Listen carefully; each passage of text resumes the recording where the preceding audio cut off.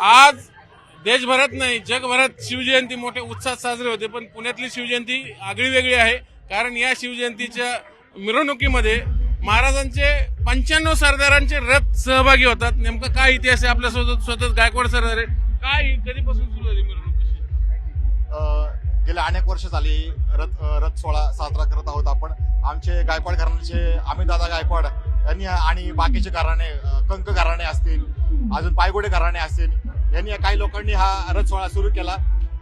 पहिल्या वर्षी 8 रथ होते, नंतर अनेक घराणे या ठिकाणी सामील होत गेले आणि आता जवळपास या ठिकाणी 90 रथ दरवर्षी असतात.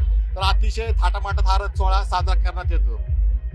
मला सांगा कोंडे साहेब, काय वैशिष्ट्य आहे, किती कधीपासून आपली परंपरा सुरू केली? एक वेगळी परंपरा आहे.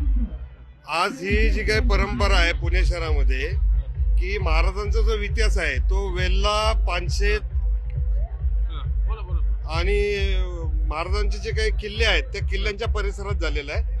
आणि त्या ठिकाणी असलेली जी काही सगळी सरदार घराणी आहेत, ह्या घराण्यांची परंपरा आता या मिरवणुकीच्या माध्यमातून महाराष्ट्राच्या पुढे आलेली आहे आणि त्याच्यातनं एक आगळा वेगळा इतिहास लोकांपुढे येतोय. आणि त्या निमित्ताने सरदार घराण्यातली सर्व मंडळी वर्षातनं एकदा शिवजयंतीच्या निमित्तानं सगळी 95 घराणी एकत्र येतात. हा वैशिष्ट्य आहे. कुठल्या भागातले सरदार मंडळी त्या काळातली आणि आता कुठून कुठून रथ सुरू होतो? जेवढे मावळे आणि सरदार मंडळी शिवाजी महाराजांच्या काळामध्ये आणि नंतरच्या काळामध्ये आपल्या स्वातंत्र्यासाठी लढले, मग त्याच्यामध्ये विशेषतः पानशेत खोरं, मोसे खोरं आहे, भोरवेल्ला आहे, 18 पुरंदर आहे, सगळी 12 मावळातली मंडळी ही त्या काळामध्ये महाराजांच्या पहिल्या काळात उभी राहिली आणि मग देशात इतिहास घडलेला आहे.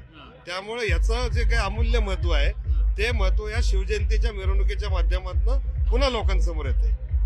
कुठून कुठं सुरू होती ही मिरवणूक शरीर लाल महालापासून सुरू होते आणि जगातला जो पहिला छत्रपती शिवाजी महाराजांचा जो पुतळा आहे तो all India Shivaji preparatory military स्कूलच्या कंपाऊंड मध्ये पुतळ्याच्या तिथं जाऊन ती समाप्त होते.